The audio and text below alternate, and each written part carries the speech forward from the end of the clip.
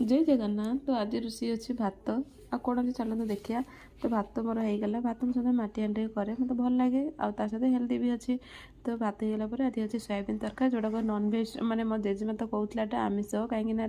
मो chicken test लगुला। तो सी तो जीवन के खाईनि तर ये नेली सोयाबीन टाक भल भाव पानी मैंने गरम पानी पकड़े लुण टे पकई काढ़ी 10 मिनट रेस्ट देली आलूटा भी भाजी नेली पकड़े तेल पकड़ा जीरा कंचा लंका तो कटा अदा अदा छेचा आ सहित शुखला लंका छेचा टमाटो पकड़ी गरम मसला थोड़ा धनिया पाउडर टी हेंगो जेहेतु सांग मैंने आम घर प्याज रसुण हुए प्याज रसुण खाऊनु। तो मसला को भल भाव कषि सारापर ये पकईदेवी आलू सोयाबीन भल भाव कषि नेबी तक 5 मिनट घोड़े रखिदेवी 5 मिनट होगा भात देखो यार बासन एत सुंदर होना खाली कषा होते भात ता सहित भी खाईहब जेहेतु आम झोल टे दरकार तो मुझे पानी पकईली सेपटे नहीं मो भेंडी भजा हम जोटा कि फाड़ कर भेंडी काटनी सोरस जीरा लंका भल गोलेदेली गोले सारापर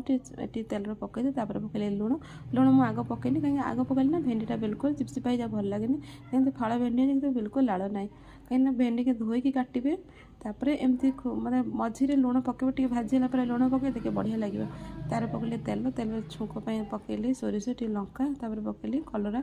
कला भल भाव टे लुण हल्दी देके गोलेदेली गोले सारापर धीरे धीरे प्रथम तक हाई रखिए टिके पानी सुखीगला स्लो फ्लेम करदेवे भाजी भाजी एकदम परफेक्ट भजा हम कुरकुरा हम मतलब बिल्कुल पिता लगे देखो बिल्कुल पूरा हो गला